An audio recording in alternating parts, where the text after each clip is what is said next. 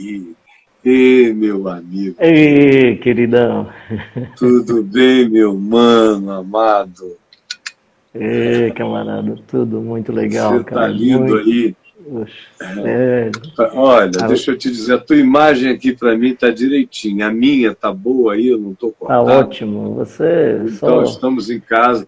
Eu já estou estamos vendo o em casa. reverendo João Queiroz lá E atrás, foi de propósito. né?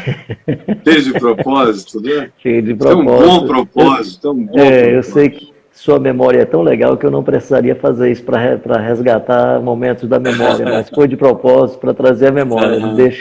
Deixei a bengalinha, o É a chapéu, bengala e foi o de propósito. chapéu Eu do preparei o meu ambiente pensando querido. em você, para você resgatar a memória Aí, da ó, amizade.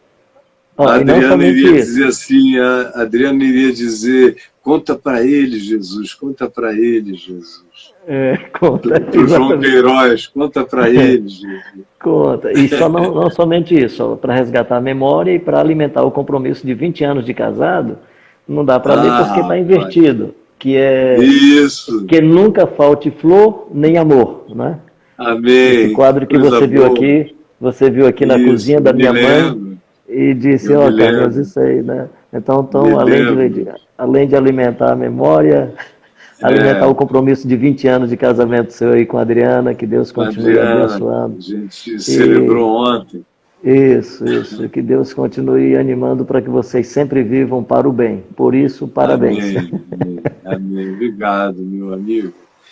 E olha só, é, hoje a gente estava vendo umas fotos ali, não tão antigas, de 10 anos atrás, e a gente estava fazendo uma viagem pelo Marrocos e Espanha e Portugal, com a Helena, nossa neta, e a Bruna, que é uma das filhas.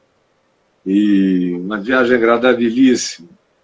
E eu me vi sentado lá num lugar com um chapéu na cabeça e uma bengala na mão, e, e pensei, poxa, eu estou parecendo com um homem da geração do meu pai ou do João Queiroz, embora Isso. tenha sido há uns 10 anos atrás, no tempo que eu sempre andava com uma bengala. Eu tenho muitas bengalas. É uma coisa Legal, do meu legal. pai. Meu pai andava obrigatoriamente de bengala por causa do aleijão, de muleta e bengala. E, e eu cresci achando a bengala uma coisa tão linda, quase que uma extensão da pessoa. E Isso, ele ganhava isso. muitas bengalas. Tinha bengalas de todo tipo. Eu me lembro de uma bengala que ele teve que era um cipó fortíssimo, todo entrelaçado, e a pessoa cortou tof, tof, mandou botar borracha, invernizou e trouxe aquele cipó lindo de bengala. Mas eu não fui herdeiro dele, ele acabou acontecendo alguma coisa com ele que eu não sei o que foi.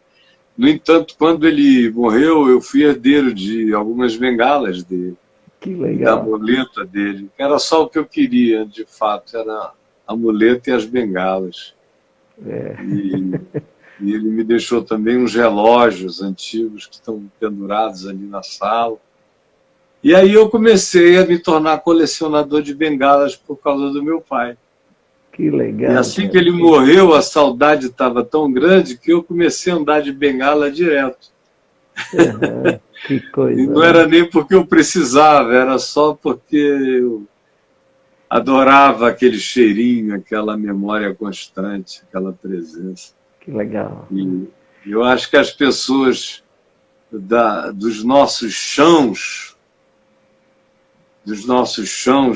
das nossas criações, entendem melhor o que eu estou dizendo. Ou seja, eu sei que você entende isso completamente. É claro.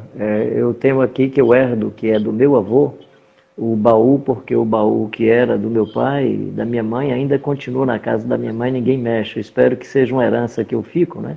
Mas eu tenho o do Aham. meu avô, que já tem mais de um século e meio. Agora, É, né? por que o baú? Meu pai colocava a gente, vai ficar de castigo, vai orar. Quando a gente fazia alguma traquinagem, e a gente Ah, ficava ao pé do baú.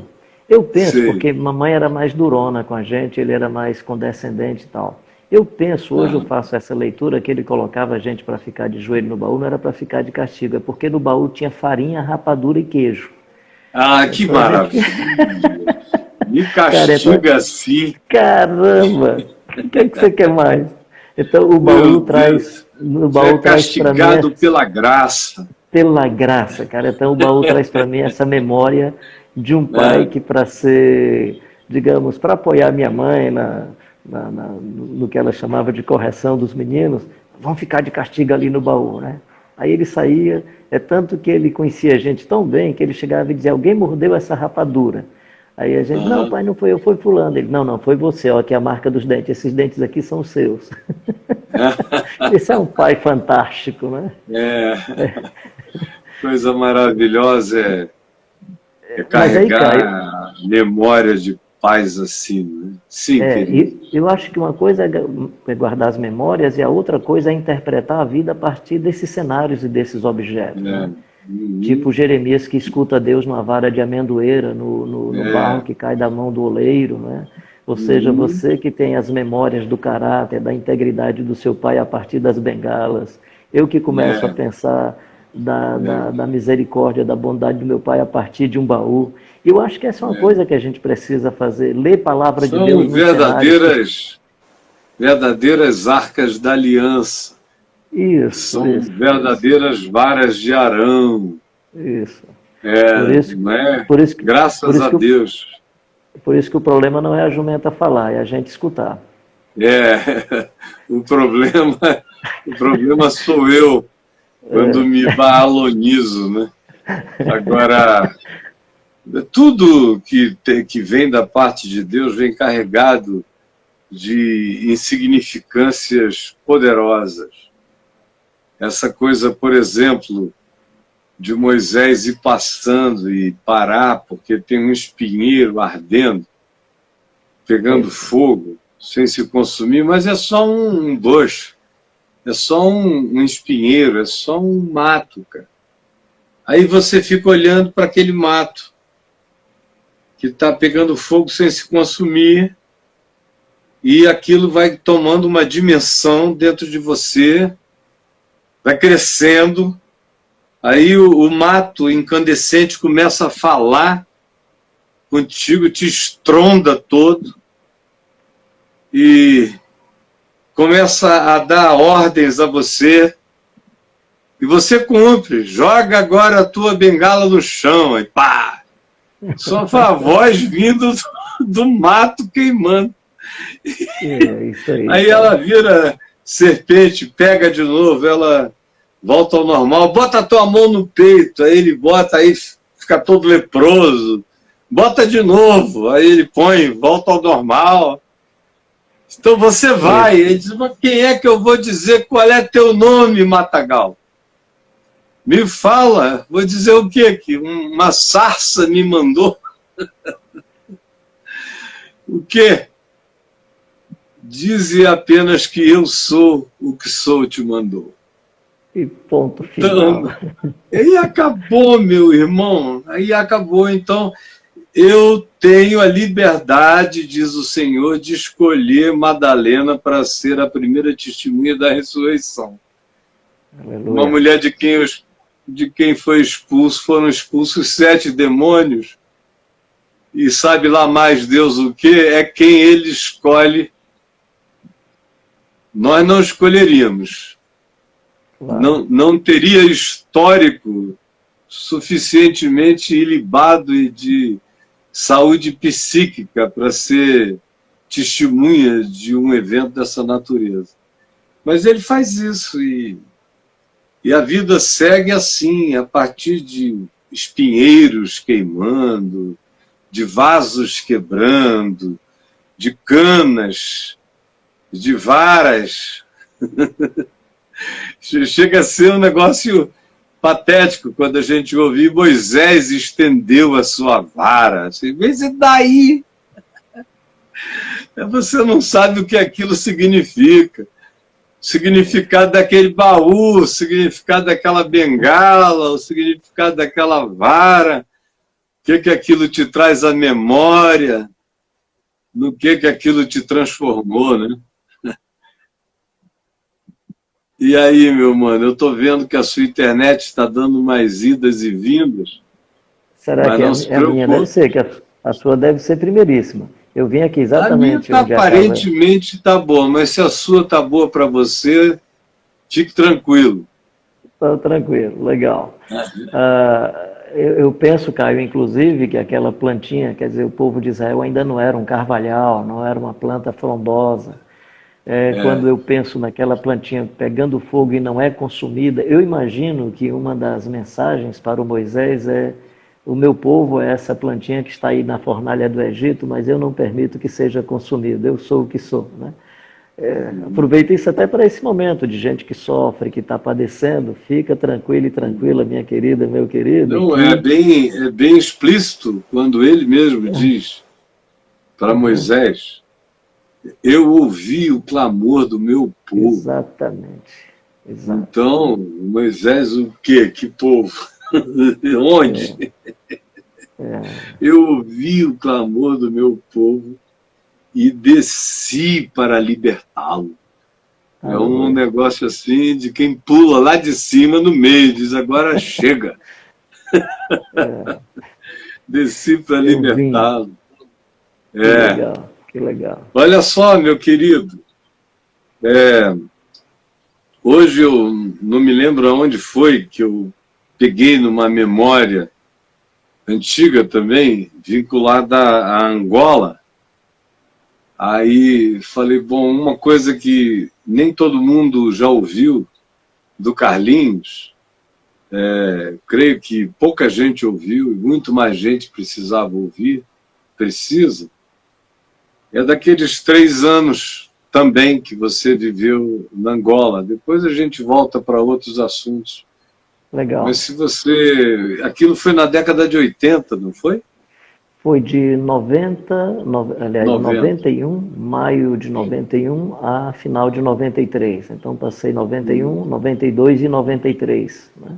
Eu Uhum. estava num encontro, não sei se era da Fraternidade Teológica Latino-Americana, eu sei que eu estava num encontro em Alagoas, Maceió, Alagoas, ou Uhum. numa cidade próxima, quando à noite a Dinha, falando comigo, disse que o Manfred, nosso amigo de alma e coração, tinha me É. ligado, me procurando, sabendo se eu topava ir para Angola. Aí ele deixou uma mensagem dizendo: diga a ele que eu sou tão amigo dele que quero mandar para um país que está numa situação de guerra.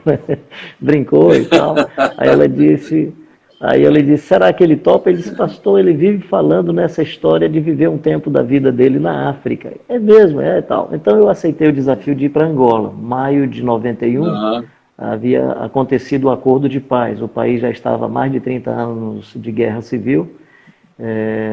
Dois líderes principais, o Savimbi e o Eduardo dos Santos, MPLA e a UNITA, e a guerra civil Uhum. controlada pelos dois, alimentada possivelmente por um grupo pelos norte-americanos e outro pela antiga União Soviética, e a guerra estava Uhum. lá. Aí houve o acordo de paz e eu fui nesse período para pensar no trabalho da Visão Mundial de forma mais com o que a Visão Mundial chama de transformação social, projeto de desenvolvimento. E o escritório era em Uhum. Windhoek, na Namíbia.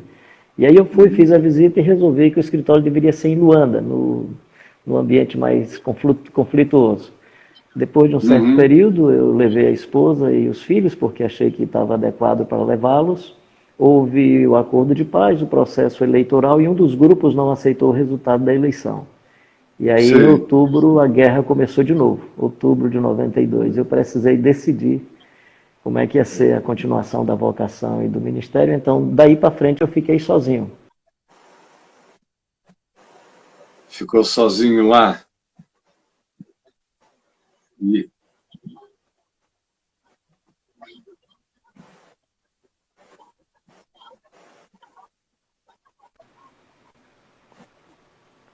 Tá falhando aqui, Caio? Será que a minha internet é? Não, deve ser, a sua é muito boa aí. para mim está falhando um pouco o que você está falando, mas pode ser qualquer coisa, né? E Tá. você está me ouvindo bem? Muito bem. Quando você fala, Me escuto muito vendo bem. bem? Vendo bem para valer. Tá legal demais. Uhum. Sempre Eu estava gracioso. ouvindo, você tava falando do que aconteceu lá em Angola depois das eleições e como um grupo não aceitou e o desenvolvimento daquele processo, quando a gente parou aqui por causa dessa suposta falha. Tá. E aí foi quando a guerra foi se acentuando de novo. E eu lembro, tinha um paiol de bombas clandestino, por isso que eu não sabia que existia o paiol de bombas clandestino. Um grupo veio, metralhou os soldados e bombardeou, tocou fogo no paiol de bombas e o danado ficava a menos de 100 metros da minha casa. E foi uma noite muito difícil. Foi aí quando eu tomei a decisão que a Dinha e a Kelvinha e o Carlos Filho deveriam voltar para Fortaleza. Ele tinha 12 anos, ela tinha 9 anos. E só um detalhe interessante, porque nesse momento eu fiquei naquele conflito se eles deveriam vir ou não. E aí nós tivemos um momento de bate-papo e a Kelvinha falou uma coisa muito interessante. Ela disse: pai, você é mamãe. Não dizem que vocês consagraram a vida da gente para Deus desde o ventre, que vocês sempre oraram para a gente? Por que nós não podemos agora consagrar o papai para Deus? E a gente oferece para ele fazer a missão que Deus está mandando que ele faça.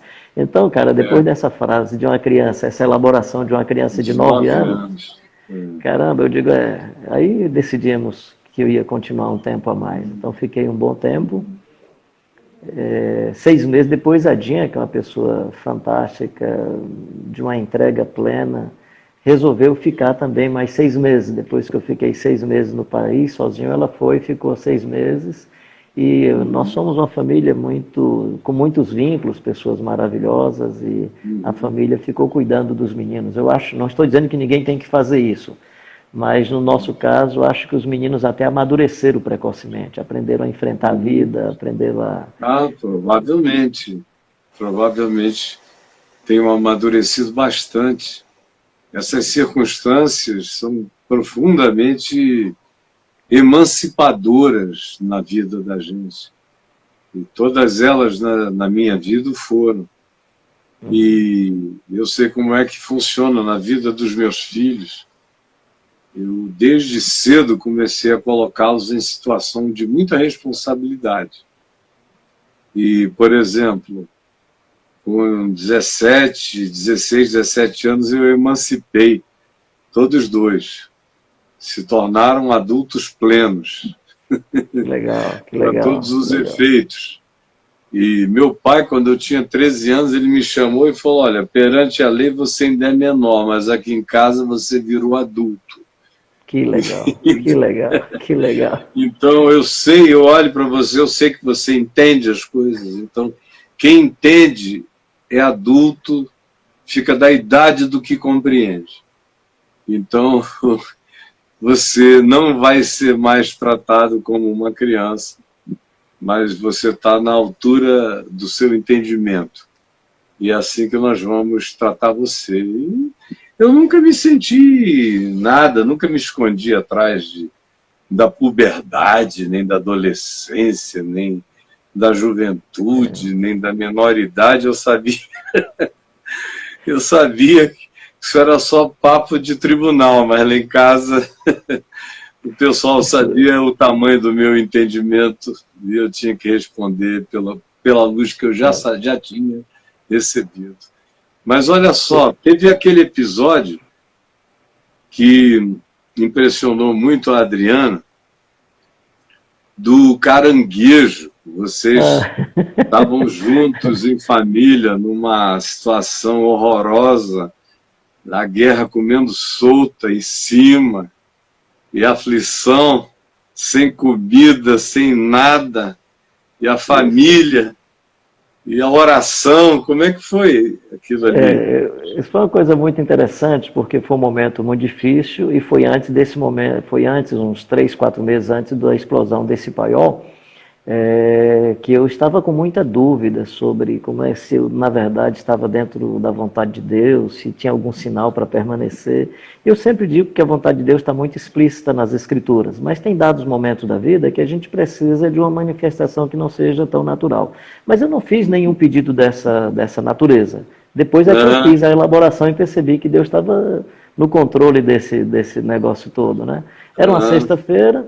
Aí o Carlos Filho foi e lamentou, a gente sentado assim em torno da mesa, ele disse, puxa vida, a gente vivendo aqui essa situação, quando eu queria trigo, eu tinha que pegar avião do pessoal da Asa de Socorro, né? Mission Aviation Fellowship, que é a Asa de Socorro aqui no Brasil, a gente ia para Namíbia, pegava alguns produtos e trazia. Naquela semana eu tinha conseguido trigo, algumas coisas, dava... Bem, aí a gente sentado aí dizendo, pô, pai, a gente sentado aqui, eu podia estar lá em Fortaleza, na Praia do Futuro, comendo caranguejo. Aí começou a reclamar da falta de caranguejo. Aí eu escutei aquilo, lamentei um pouco e não queria que eles vivessem a situação que eu estava vivendo. E aí, quando, num dado momento, a Dinha ia para casa de um casal amigo nosso, que estava 15 dias depois. Aí o pessoal trazia os vídeos, colocava na televisão, aí a gente ouvia, via jornal, então ela foi antes de que eu pudesse ir. Quando ela foi saindo, ela deu um grito, né? E aí era noite, quando eu fui para ver o susto que ela tinha tomado, a gente tinha sido alertado sobre umas cobras venenosas que tinham nessa região, e aí eu pensei que tinha sido alguma coisa dessa natureza. Quando eu olhei, tinha no canto da parede, rapaz, mas era um caranguejo. Depois é que eu percebi que no Pacífico tinha aqueles... Eu nunca tinha visto um caranguejo daquele tamanho, era um caranguejo enorme. De tal maneira que eu coloquei o danado numa caixa e fui procurar o meu vizinho para saber se existia algum criatório, porque eu não queria cometer um pecado ecológico de colocar o caranguejinho na panela. No final das contas, nós colocamos o caranguejo na panela, fizemos uma farofa muito legal, para isso já no domingo à tarde, e quando nós estávamos degustando... Você primeiro... Foi atrás de saber se tinha um criador ali por perto? Exato, alguma coisa. Eu fiquei, assim, preocupado de não estar cometendo nenhum pecado ecológico ou tirando alguma coisa que fosse de alguém. Defraudar o irmão. Exatamente. Né? Então, uma possibilidade... Fosse eu ali embaixo daquele porão mesmo, lá com aquela areia, foi assim num lugar meio arenoso, alguma coisa assim, eu já ia agradecer ao Criador. E não ia procurar criadouro nenhum. Você é assim com ele, cara, aí já sabe que é dele mesmo. Aí, veja bem, tem uma explicação racional que pode ter acontecido, ou seja, existe um rio seco que dá mais ou menos 6 quilômetros de onde nós morávamos, que esse danado pode ter vindo aí por esse rio, porque não tinha nada. Mas o fato é que quando nós estávamos degustando, me veio a elaboração. Por isso que eu digo, se o cara não acredita que uma jumenta falou, não vai acreditar que um caranguejo falou. E aí quando nós estávamos à mesa, me veio essa elaboração, que foi... Deus tinha providenciado, né, a comunicação comigo na interioridade era essa: meu filho, eu não estou providenciando aqui um caranguejo para atender o apetite de vocês. Eu só providenciei para vocês saberem que eu estou... ouvindo as histórias e os comentários, eu estou presente com vocês. É só para sinalizar a presença e o cuidado, né? Então foi, para mim, o caranguejo falou comigo, nem em hebraico, nem em grego, encostado nem em português, no fogão, eu estou aqui, lado a lado com vocês. Essa era a comunicação, né? Estou aqui, estou sentado nessa mesa, estou sentindo o cheiro aqui desse fogão, estou ouvindo esses sussurros. Conheço todos os desejos do coração. As dores. Então toma um caranguejo em memória de mim. Em memória de mim. Celebra essa ceia e em memória. E outra coisa boa, é que era em memória dele, não tinha nenhum traidor, pelo menos naquela ocasião. Não. Graças a Deus.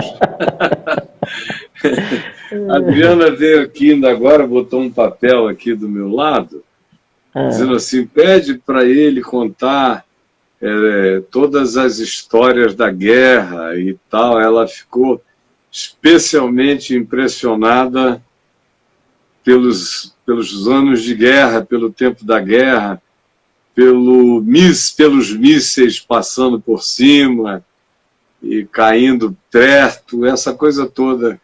Ela voltou com o coração muito ardido com essas histórias. Legal, cara.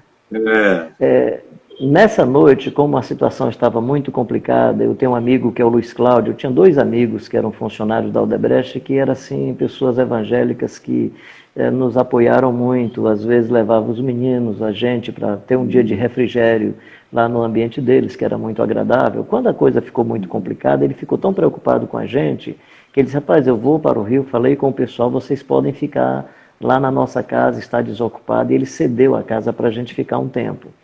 E eram casas construídas, casas pré-moldadas, né?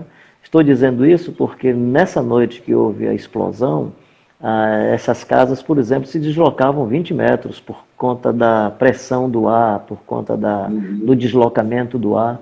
Era uma coisa muito difícil. E nós tivemos essa sensação muito ruim de bombas que passavam por cima, nas que estavam em posição horizontal, caiu a 30, 20 quilômetros de distância, as outras que estavam em posição vertical, elas faziam uma parábola e caía perto de onde nós estávamos. Eu lembro de uma família do Rio, que todos tinham viajado num voo, eu lembro bem que era uma terça-feira, porque só tinha voo dia de terça-feira. Era um voo de uma companhia brasileira, eles viajaram na terça-feira, Luanda, Rio, e uma das bombas caiu na casa deles, né? Arrebentou tudo, acabou com tudo. Não caiu Eles tinham nenhuma. acabado de sair. Tinham saído naquela manhã, isso aconteceu à noite. Então, assim, foi... E aí o Carlos Filho, primeiro teve um momento que a Kelvinha começou a cantar. Lembro que tinha uma senhora que era descendente do Congo, que estava vivendo... Aliás, correu para a nossa casa para se proteger, na nossa casa também. Essa mulher chorava muito, a Kelvinha se aproximou dela e começou a cantar. Cara, quando ela começou a cantar, foi uma paz no ambiente, a senhora abraçou, ficou numa tranquilidade, bomba caindo para tudo que era lado e a gente numa paz assim, sem explicação. O Carlos Filho fez uma oração, e a oração do Carlos Filho, ele não entendia sobre bomba, ele não entendia nada, ele disse, Senhor, manda uma chuva, manda uma chuva. Cara, começou a chover, Luanda não chove frequentemente. Eu tinha essa data na memória, eu sei, se eu não estou enganado, é 27 de outubro de 1992. Eu sempre digo isso para que as pessoas identifiquem essa chuva de madrugada em Luanda, que é um lugar que chove muito pouco.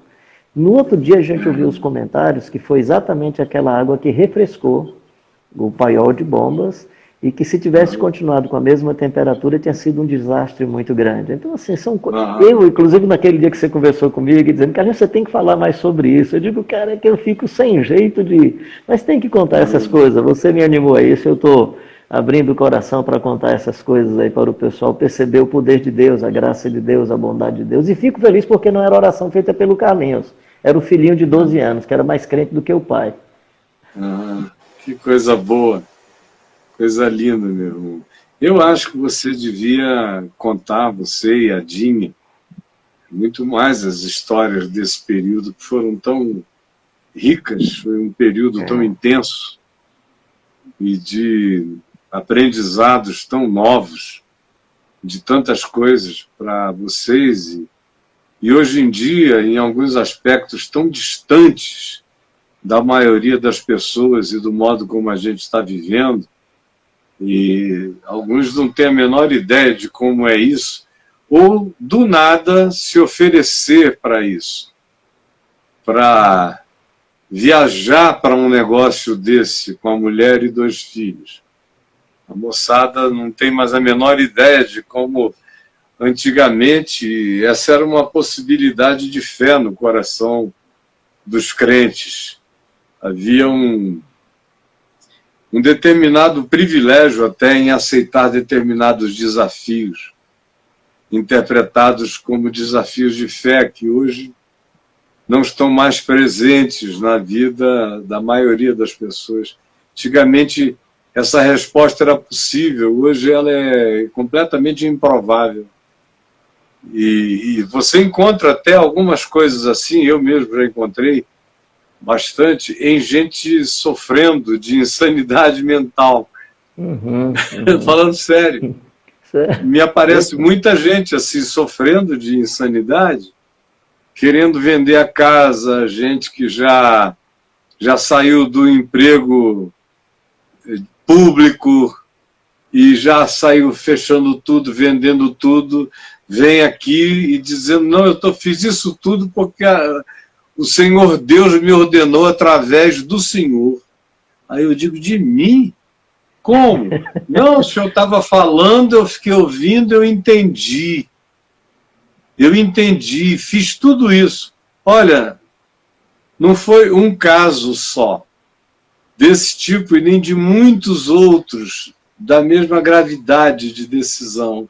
Então, hoje em dia, quando chega uma pessoa com disposição de largar tudo e ir para qualquer lugar, você olha profundo, tem uma insanidade mental presente no sujeito, um desequilíbrio. Antigamente, não era assim, você via as pessoas mais lúcidas, tomando decisões em fé por convicções espirituais, de fazerem renúncias e deixarem coisas para trás e partirem sem saber para onde iam, literalmente andando no espírito de Abraão, que foi sem saber para onde ia. Então, isso, algo que está distante, precisa ser rememorado, meu irmão. Recontado. Quando eu fui a primeira vez sozinho, era isso mesmo. Para você ter uma ideia, eu cheguei no aeroporto, claro que tinha algumas providências, a Visão Mundial é muito responsável nesse sentido, mas por causa da situação, a pessoa que ia me pegar no aeroporto não apareceu. E aí eu me desloquei, fui atrás de local para ficar, eu me desloquei na carroceria de um caminhão, uns 2 ou 3 botijão de gasolina atrás, né? E aí, claro, eu fiquei esse primeiro período providenciando todas as condições para que quando a Dinha e as crianças fossem, não passassem pelas mesmas circunstâncias que eu passei. Então, eu fiz todo o possível para gerar para eles toda a segurança mínima que eu pude providenciar de maneira muito responsável. E tem uma outra história, que essa marcou muito a vida da gente. Foi um sábado de manhã, eu peguei uns recursos que eu tinha, eu ia ajudar uma missionária brasileira. E eu e a Dinha saímos muito cedo. E já estavam esses rumores, a gente sabia mais ou menos os locais onde você tinha possibilidade de tiroteio, eu tinha todo esse mapeamento exatamente para andar com certo cuidado e saber aonde que deveria socorrer pessoas. Mas nessa manhã, era um dia de sábado, eu ia para ajudar essa senhora, e quando nós chegamos numa estrada, numa estrada asfaltada, 4 caras armados de metralhadora, eles pararam o nosso carro, pediram o documento. Eu tinha o meu cartão diplomático, porque por conta da atividade da Visão Mundial, a gente tinha um cartão diplomático que era fornecido pelo Ministério de Relações Exteriores. Então, eu tinha o meu cartão diplomático, ele sempre servia para você apresentar para alguém, o cara reconhecer o seu trabalho, a sua tarefa. Eu apresentei o meu cartão diplomático, o cara pegou na mão, amassou e botou no bolso, amassou mesmo, né? E eu fiquei olhando, ele esperou que mais 2, 3 carros saíssem, aí disse, agora nós vamos levar o senhor. Eu digo, levar para onde? Nós vamos levar. Eu digo, mas para onde vocês estão me levando? Vai dirigindo aí, você não tem que saber para onde é que vai. Aí o cara entrou dentro da boleia do carro, era um carro com 2 boleias, carroceria, os outros 3 armados entraram na parte atrás da carroceria, ele ficou no banco atrás, a Dinha sentada na frente, ele aqui atrás, ela sentada no banco do passageiro, ao meu lado, e eu só pedi para ele colocar o cano da metralhadora para fora. Eu tenho esse negócio comigo, sempre que o cara chega, eu peço alguma coisa para eu começar a liderar. Aí quando ele colocou o cano da arma para fora, eu digo, eu já estou liderando, o cara já está me obedecendo, né? Eu digo, o senhor pode colocar o cano dessa arma para fora? Ninguém vai reagir, não vai ter problema. Ele colocou, eu digo, poxa, eu comecei a liderar esse cara. Mas assim, na verdade eu não consegui identificar de que grupo ele era, se era simplesmente um pessoal fardado, não tinha nenhuma referência nas fardas, né? Nós chegamos numa estradinha carroçal, eles mandaram eu entrar à direita, eu entrei, e aí eles mandaram eu descer. Eu desci, isso durou mais ou menos de 7 horas da manhã até mais ou menos meio-dia. Era muita pressão psicológica, gritava, a Dinha ficou no carro e eles conversando comigo, e eu perguntava se eles queriam o carro, o que é que queria e tal, tentava dialogar, aí um me afastava para um lado, os outros iam conversar mais ali, até que um deles saiu para um canto assim um pouco distante. A impressão que ele me deu é que ele foi fazer xixi, qualquer coisa assim, eu fiquei olhando, o cara ficou meio distante, e o meu olhar estava mais focado nos 3, aqui onde eu estava mais perto, o outro distante, eu não foquei muito o olhar para cima dele. Esse cara voltou, se interpôs entre eu e os outros três e começou a gritar com os três amigos dele. Eu pensei que isso fazia parte de toda de uma forma De de uma agressão, cenografia. e alguma coisa dessa natureza, uma liturgia perversa, qualquer coisa assim. E aí ele começou a gritar, e aí se virou para mim, ficou de costa para os três amigos e mandou que eu fosse embora. Eu imaginei que ele ia, vão metralhar e vão dizer que eu fugi, e por isso metralharam e tal. Sim, e nessa semana já tinham assassinado 14 estrangeiros, né? Portugueses, canadenses, e eu também eu estava com essa preocupação. E aí ele mandou que eu fosse. Eu fui imaginando acontecer algum tiro. Entrei no carro, dei partida no carro, dei um pouquinho de ré para... Cara, quando eu entrei no asfalto, olhei para a Dinha e disse, Dinha, tem alguém orando pela gente em algum lugar desse mundo. Deus nos livrou, Deus nos livrou. Realmente aconteceu. Quando eu desci, logo depois de alguns meses, desci em Fortaleza num voo, Altevi, que foi meu professor de jiu-jitsu, que você conheceu aqui em Fortaleza, pastor ali na igreja do Parque Araçá. Altevi, pessoa maravilhosa. Quinta noite, exatamente. Aí eu perguntei para ele perguntou o que é que você estava fazendo tal dia, tal hora. Nós fomos ver o fuso horário, foi exatamente o horário que ele sentou na mesa dele em casa, olhou para a esposa e disse, eu não vou almoçar agora, eu preciso me ajoelhar para orar. Era jantar, eu creio. Eu preciso me ajoelhar para orar pelo Carlinhos e a Dinha, que eles estão passando por algum problema difícil. Ele levantou-se e disse, ó, estou em paz, Deus livrou de alguma coisa. Coisa linda. Então, assim, esses cenários... Outra coisa que eu aprendi nesse momento, né? A Dinha vinha do meu lado e ela vinha cantando aquela música, a minha vida está nas mãos de Deus, os meus problemas Deus resolverá. Nenhuma turbação me desvanece, a minha fé está em Jeová. Eu não sei se também esse ato dela cantar, enquanto eu ia dirigindo o carro e o cara aqui atrás, porque o cara que se interpôs entre aonde eu estava e os outros três, foi esse cara que vinha dentro do carro. Eu não sei se ele ficou sensibilizado. Mas assim, uma coisa que eu descobri é que a Dinha, eu nunca tinha visto a Dinha cantando ópera tão bem, né? A minha vida está nas mãos de Deus. A vozinha trêmula, cara, cantando. Aí eu brinquei, inclusive, na hora que ela estava cantando, eu olhei para ela e disse, eu nunca imaginei que você cantasse ópera tão bem. Para descontrair o momento e o ambiente, né? Uma soprano extraordinária com aqueles recursos de tremular a voz em alturas imensas. Você veja o que as circunstâncias misturadas com a fé produzem impressionante, na vida de uma pessoa. Coisa legal. Muito lindo, meu irmão. E olha só, e aí então foi no final, foi em 93 que vocês retornaram. O retorno foi fácil, Carlinhos? Sair de lá foi tranquilo? Não, para eles não foi. Eu nós conseguimos um voo, não tinha mais voo, não estava acontecendo mais não voo Luanda-Rio, que geralmente os voos eram Rio-Luanda, não tinha nenhum voo Rio-Luanda, Luanda-Rio, e aí tinha um voo, nós procuramos passagem, não encontramos, eu cheguei em casa dizendo para ela que ela disse, não, tem, pode voltar que tem. E aí nós voltamos na mesma agência, Dinha é uma pessoa fantástica, cara. Aí nós chegamos, tinha passagem para 4 pessoas. Ela, Carlos Filho, a Kelvinha e a Rosinha, que era uma pessoa muito graciosa que foi morar com a gente nesse período para apoiar as crianças na área mais pedagógica.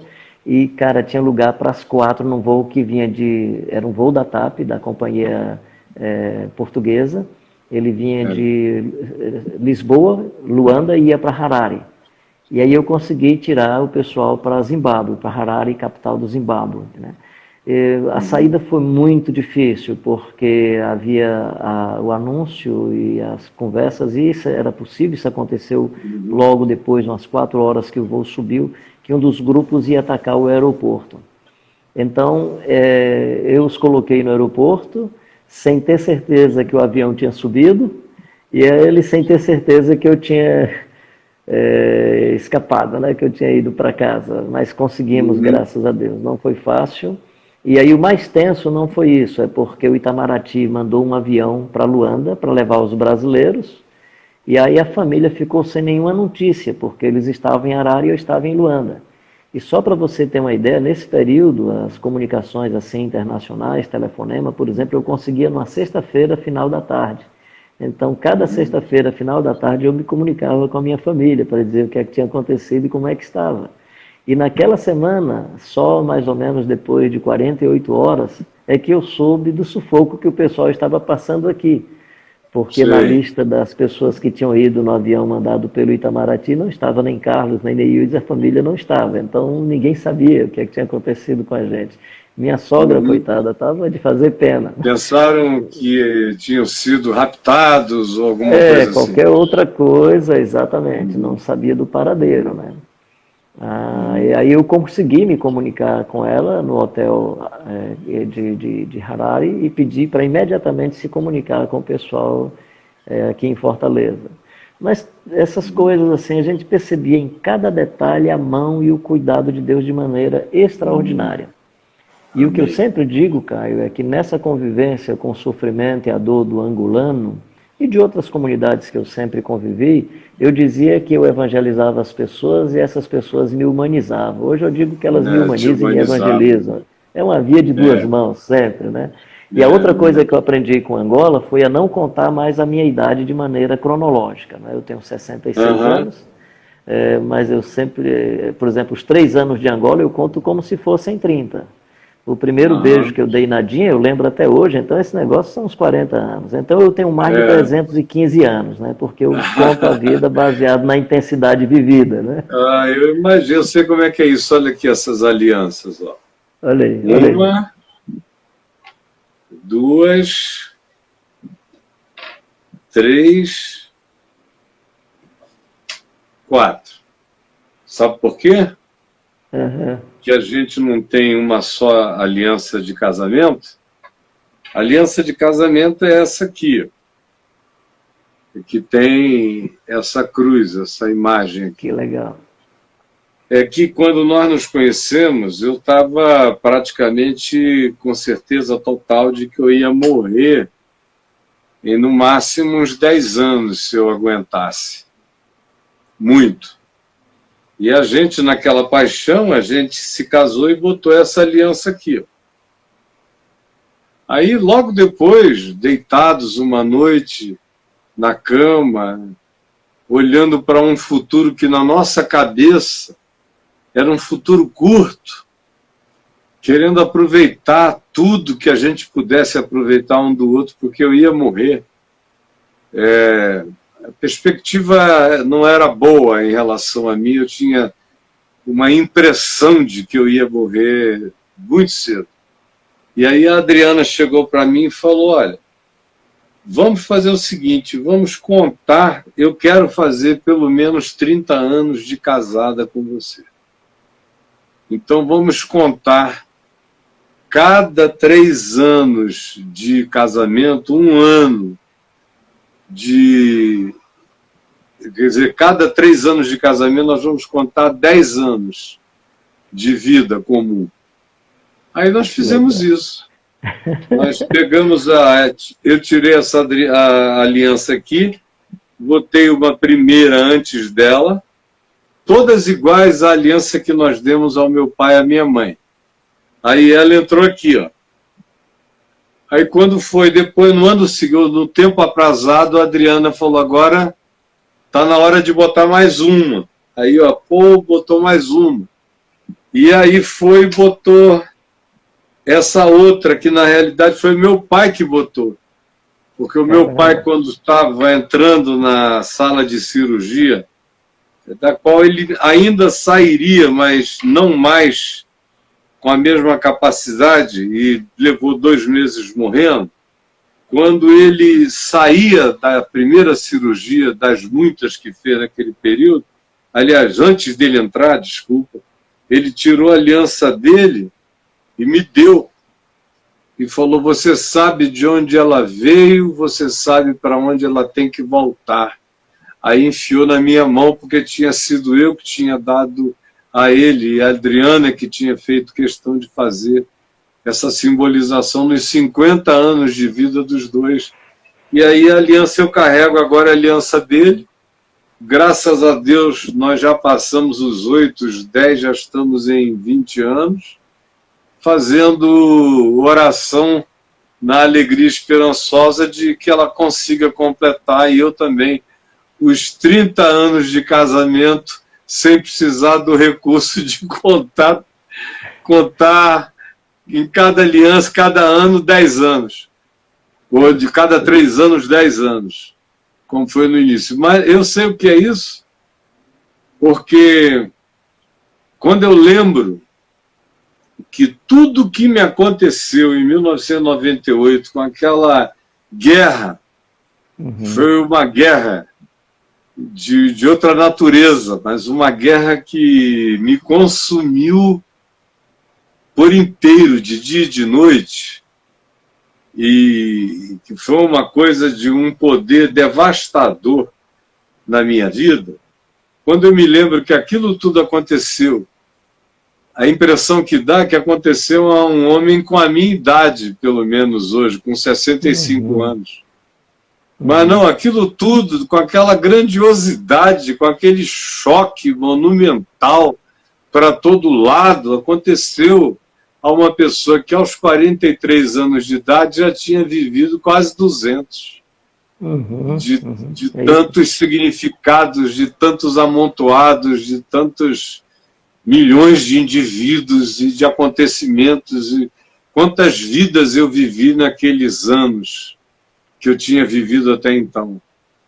E quando eu olho para aquilo, e interessante que você só enxerga isso depois. Só enxerga isso depois de um tempo. É que você começa a ver o quanto determinadas experiências não podem ser medidas em anos. Elas, às vezes, elas representam anos seculares na vida da gente. Eu acho que isso, Caio, corresponde àquele texto que diz que ensina-nos a contar os nossos dias, para que alcancemos um coração sábio, né? Então, eu acho que essa é uma maneira. Outra, quando você diz que elabora depois, eu gosto daquele salmo que diz que os velhos renovarão as suas forças, ou renovarão a sua juventude. E eu imagino, ficava sempre pensando, como que o velho vai renovar a juventude se a juventude não volta mais, né?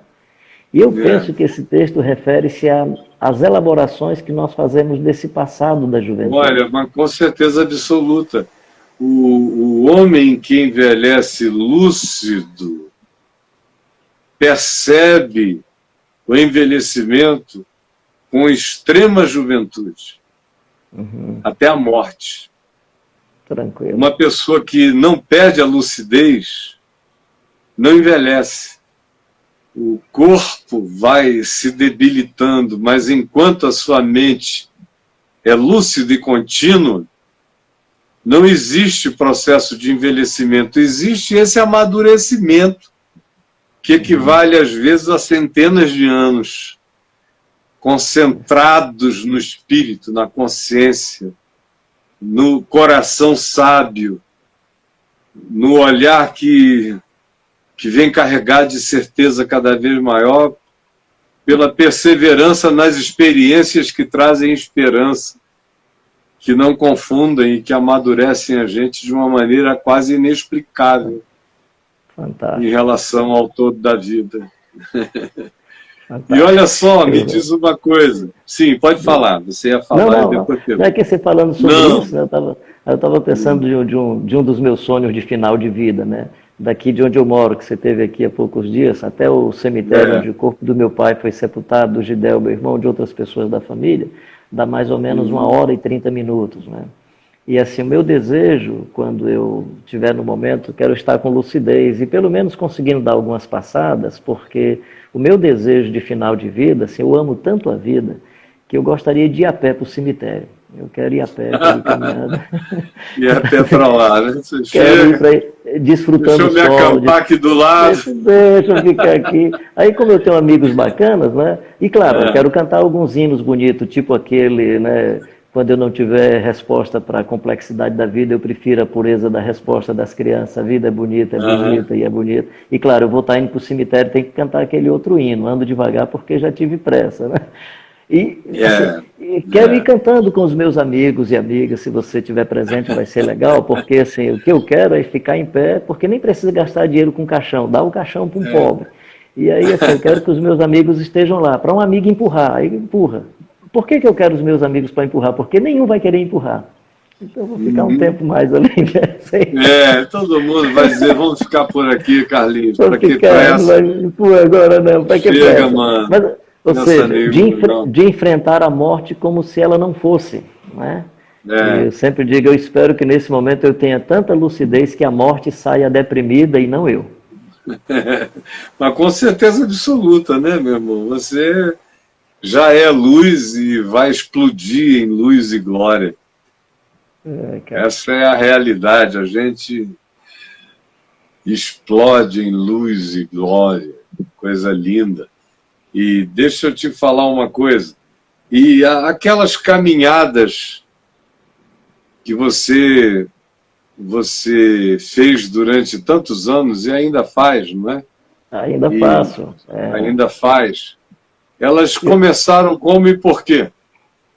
Na verdade, eu sempre gostava de caminhar, de fazer alguns percursos de um dia, 2 dias, mas eu nunca tinha percebido a dimensão espiritual e a disciplina de espiritualidade da peregrinação.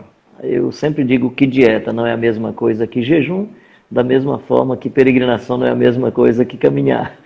Então, a peregrinação como uma disciplina do povo de Deus que peregrina pelo deserto, do Jesus que percorria toda a Galileia, pregando o evangelho do reino, ensinando nas sinagogas, curando toda sorte de doenças e enfermidades.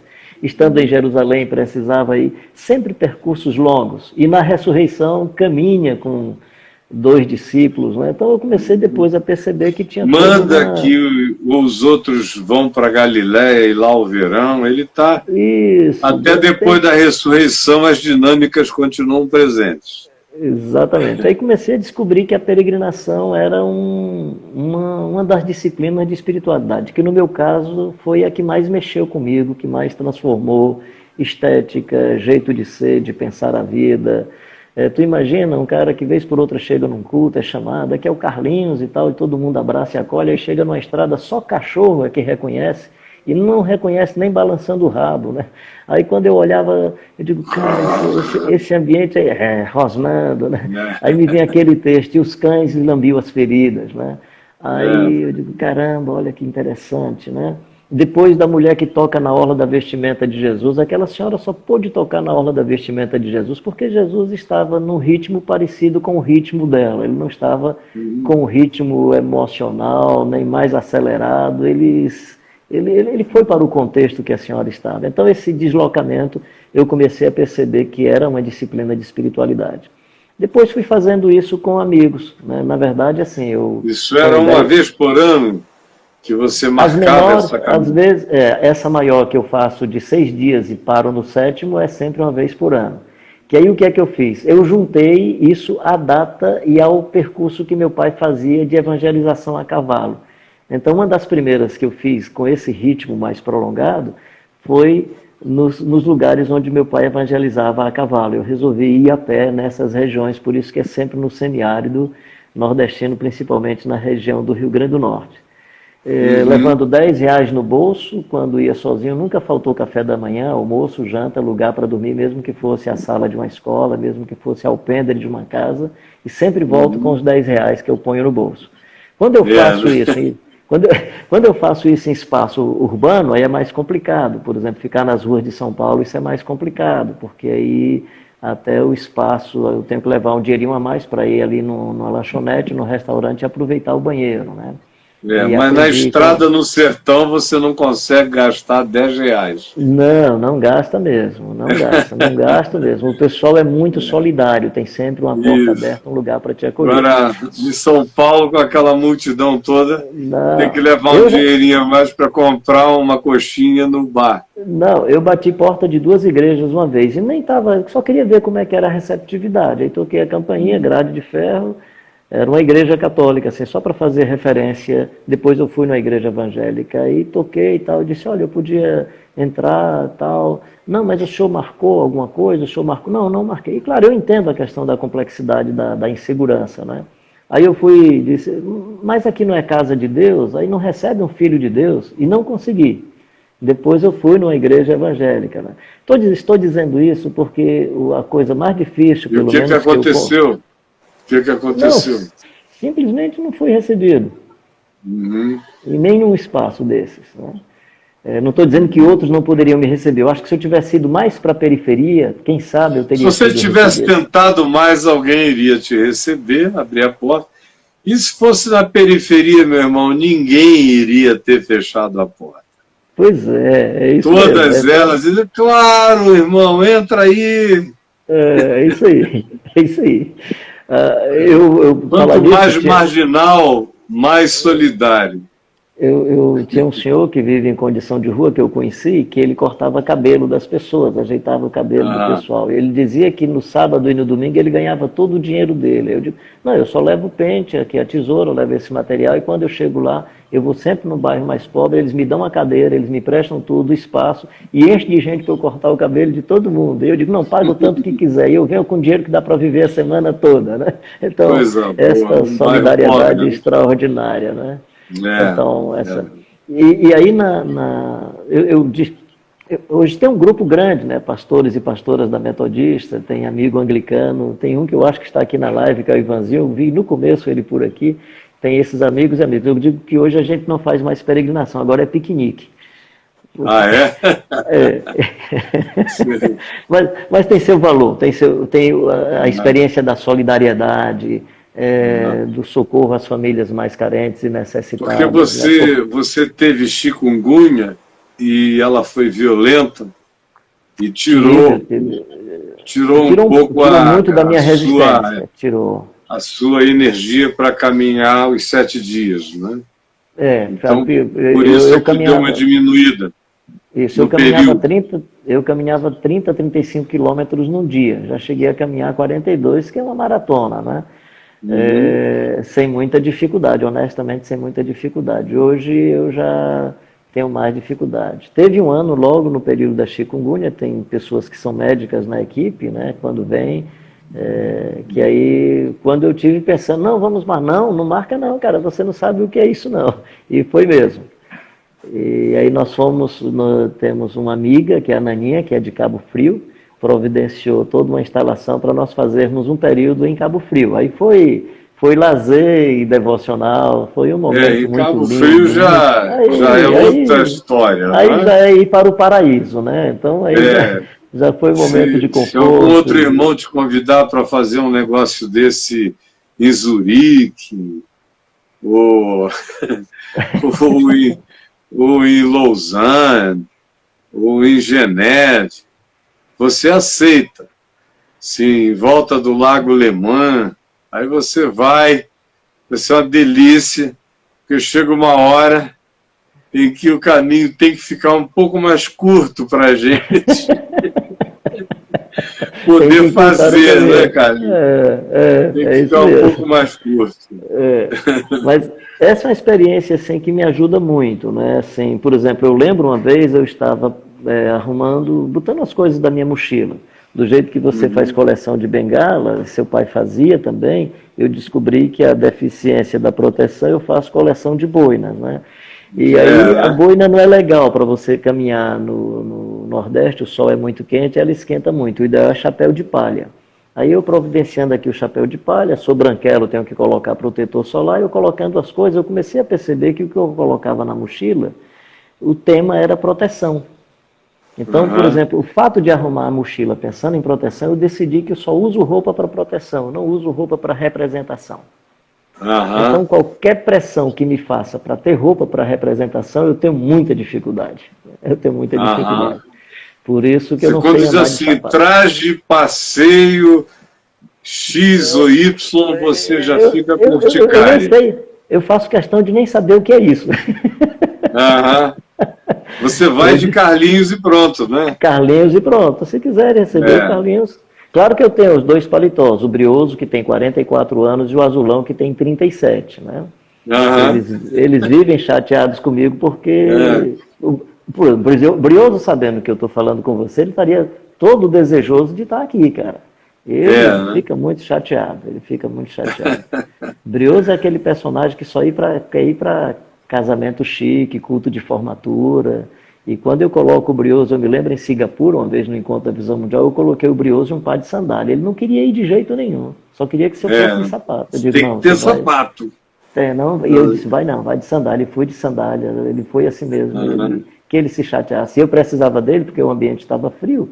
E aí eu disse, não, você vai, vou te dar essa chance. E aí ele foi. aham, Ele, se não for mencionado o nome dele, se não chamar para falar alguma coisa, ele fica chateado. Ele é muito aham. presunçoso, o bicho é arrogante. O Mas Ricardo é porque ele Barbosa, sabe que é bom, né? Porque é, você levar um paletó por aí, o lugar é frio, você nunca usa paletó, já está lá há 30 e tantos anos, e chega num lugar frio e ele não tem oportunidade de ser levado em estado de cobertura, que é a finalidade e o significado dele, para lugar nenhum, deve ser muito frustrante. Se o frustrante, cara é decidir terrível. escrever a história do Brioso, é um paletó que morreu de depressão. Rios de depressão. E o pior, claro que eu nem deveria usar essa Ah, linguagem, porque eu não gosto de jeito nenhum de usar qualquer linguagem de violência, né? Mas o ah, Ricardo Barbosa, nosso amigo, um dia perguntou assim, aquele jeito dele, eu digo que é aquele tipo de monge protestante. Aí ele disse, ah. Carlinhos, e quando você morrer, você quer estar vestido com brioso ou azulão? Eu disse, cara, deixa eu pensar um pouquinho, que eu nunca pensei nisso. Eu disse, olha, eu quero estar vestido com brioso. Aí ele, mas por quê? Você acha que vai ficar um defunto mais bonito, gosta mais do brioso? Não, cara, eu quero matar esse desgraçado comigo qualquer dia desses. Né? Eu Não vou sei, deixá-lo para trás de jeito nenhum, ele vai ter que é, morrer comigo. Né? vai ter que morrer comigo, né? O ideal era que eu pudesse sepultá-lo em vida. Se o grão de trigo caindo na terra não morrer, fica ele só. Mas se sepultar, a vida É, flui, né? Então é por é. isso que eu vivo nesse conflito com esse danado do brioso. Preciso sepultá-lo e eu vivo brigando. Eu e ele Eu vivemos tenho uma aqui em briga. casa uma quantidade brutal de boinas e todo tipo de chapéu, porque durante muitos anos eu usei muita boina, muito chapéu, muito boné do estilo árabe, aquele tipo, eu tenho muitos também, mas eu parei de usar tem alguns anos. Eu usei durante muito tempo. Na realidade, eu comecei a usar ainda no tempo da EVB, ainda em Uau. 1990. Outro dia eu vi um vídeo meu aí de 91, já com um chapéu árabe na cabeça. Era presidente da Associação Evangélica Brasileira, mas parecia que ninguém notava que eu estava com o chapéu daquele. Quando eu me desliguei das instituições, todo mundo percebeu o meu chapéu. Pois é, cara. Interessante, né? Mas é isso, não é? É Não, isso. aí tudo cresce, tudo Tudo, vira pretexto tudo é de qualquer complicado. coisa, não tem mais nada. Mas olha E só, eu, diz. fala, não, fala você Não, primeiro. não, assim, sobre isso que você está falando, né? Eu presumo, pelo menos, a minha motivação interior tem a ver com essas demandas do Evangelho, Jesus da manjedoura, o Cristo que vai montado no jegue e tal, e por aí vai, né? Mas eu percebo, em alguns, especialmente quando eu estou perto do Sinédrio, que a colocação sobre isso é mais ou menos assim, não, é porque esse é o jeito dele. Não é jeito coisa nenhuma. Tem a É, ver com vínculos da singeleza do Evangelho. Jesus diz assim, olha, Salomão foi o cara até Jesus aparecer. Enquanto é, Jesus não apareceu, Salomão era o cara. Aí Jesus chega e diz assim, olha para o Salomão, vê aí como é que ele se veste, olha a glória dele. Mas olha também para as aves do céu, os lírios do campo. Aí Jesus pergunta, e aí? E nem aí, ó, Salomão... agora olha quem é maior do que Salomão. Pois é. Então, cara, fazer o quê? Né? É. É isso. Meu mano, deixa eu te dizer, eu não paro de ver o retrato do reverendo João Queiroz ali atrás, e eu queria concluir com uma história dele que me impressionou muito quando ele me contou. a primeira vez, há muitos anos atrás. Eu acho que o pessoal não sabe que eu conheci primeiro o seu pai, depois é que eu conheci você. Exatamente. Eu me apaixonei pelo pai do Carlinhos, aí pelos anos 80, em Fortaleza, num evento que eu fui fazer lá no ginásio Paulo Sarazate, patrocinado pela Visão Mundial. À noite era para o povão todo que enchia o Paulo Sarazate, e durante a manhã era para pastores e líderes. E aonde eu tinha também a chance de ter menos gente e ter um encontro um pouco mais íntimo assim, com centenas de pastores, né? E à noite com alguns milhares de indivíduos que vinham de irmãos queridos e outros. E foi lá, numa das manhãs, que a gente começou a conversar. Quando eu vi, eu estava lá na casa de vocês, e o carinho dele, todo dia quando a gente se encontrava, eu sentia que o nosso amor ia acendendo, e ele com aquele coração cheio de paternidade, uma paternidade forte, severa, porém profunda, intensa, foi me tratando como um filho companheiro durante aquela semana toda que a gente ficou lá, e à noite eu pregava, e ele se regozijava na palavra, no Espírito, no Evangelho. Eu sentia um grande regozijo nele, no que ele ouvia, na alegria que produzia. E aí a conversa sempre indicava você. De algum modo, que pena que você não estava lá, que pena que ele não está aqui hoje. Aí começou a vir um monte de gente, todo mundo falava que pena que o Carlinhos não está aqui.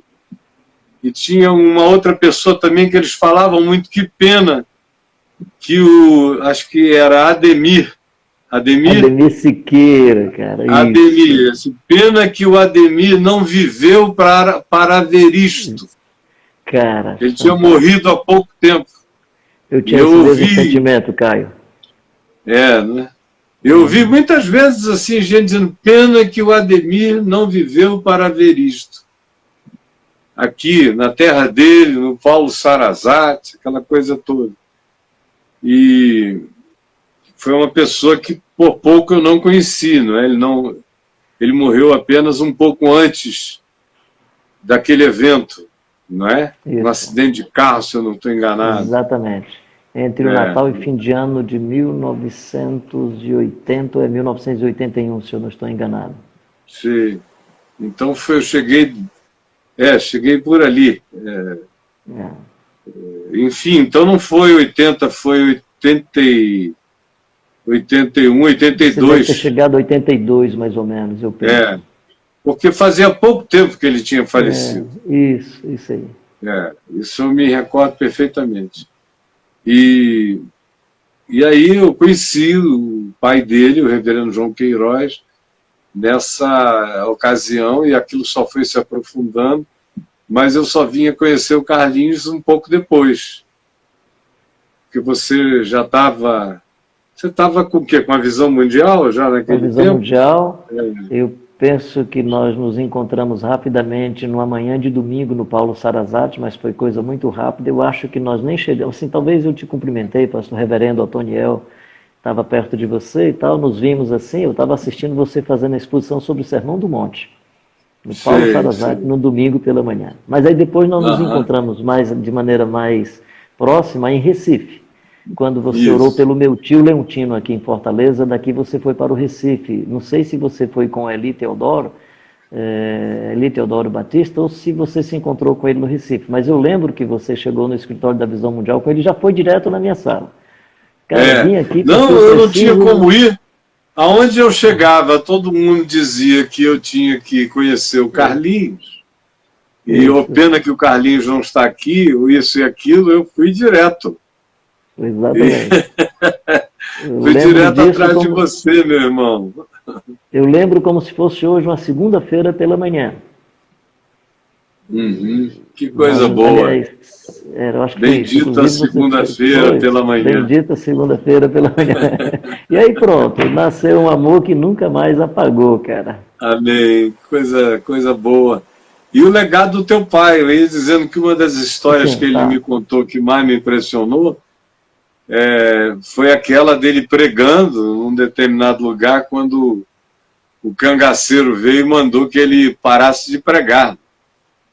E ele continuou pregando. Tinha uma ordem para pregar e não para parar de pregar. Aí o cara mandou chumbo nele e entraram todos os tiros aqui acima da cabeça dele na parede. Exatamente. E ele não parou de pregar e o cara virou o cavalo, foi embora.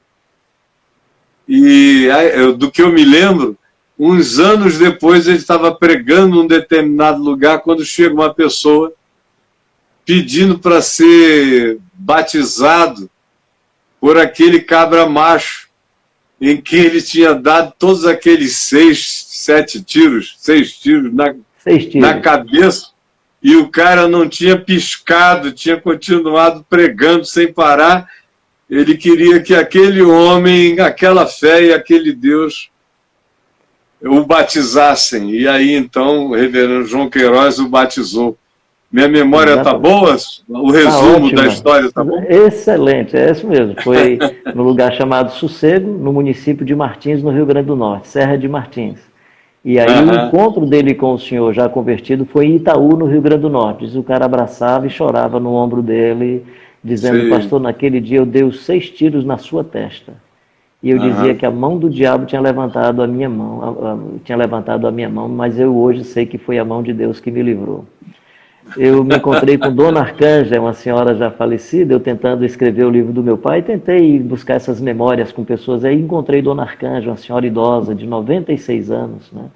Eu até conto essa história porque ela perguntou, meu filho, com quantos anos seu pai faleceu? Eu disse, com 90, meu Deus do céu, era muito criança, era muito jovem, né? A Leci, minha irmã, estava do meu lado e disse, eu sou um embrião, né? E aí Dona Arcanja, ela conta essa história dizendo assim, ela diz, Xixico, que era o meu marido, saiu correndo, todo mundo correu, só quem ficou em pé no mesmo lugar foi seu pai. Aí ela disse que ele brincando contava assim, minha irmã, eu fiquei em pé sozinho no lugar porque as pernas tremiam tanto que eu não conseguia correr. Ele brinca, ele gostava de humor até com ele, né? Mas era corajoso. Papai era um homem muito corajoso. Pensa num cara destemido, né?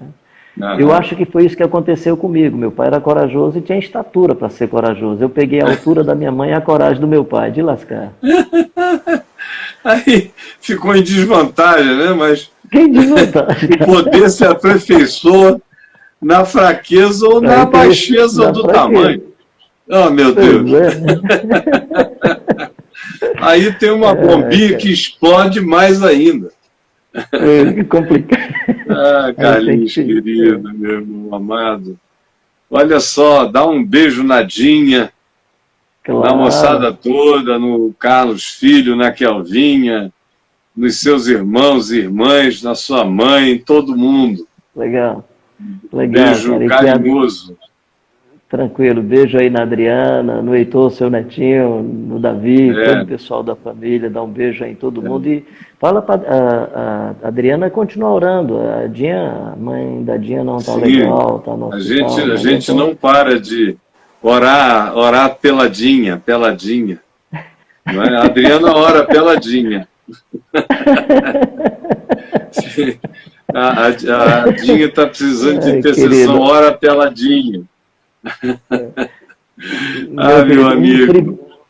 Olha, é um privilégio muito grande trazer essas memórias, lembrar do meu pai, essa nossa amizade continue consolidada por causa do Jesus de Nazaré que nos une, né? Amém. É como você diz, é um amor e uma amizade que nasceu nas entranhas, não tem explicação, Você sempre foi amigo, nos bons e nos maus tempos, e sempre esteve presente.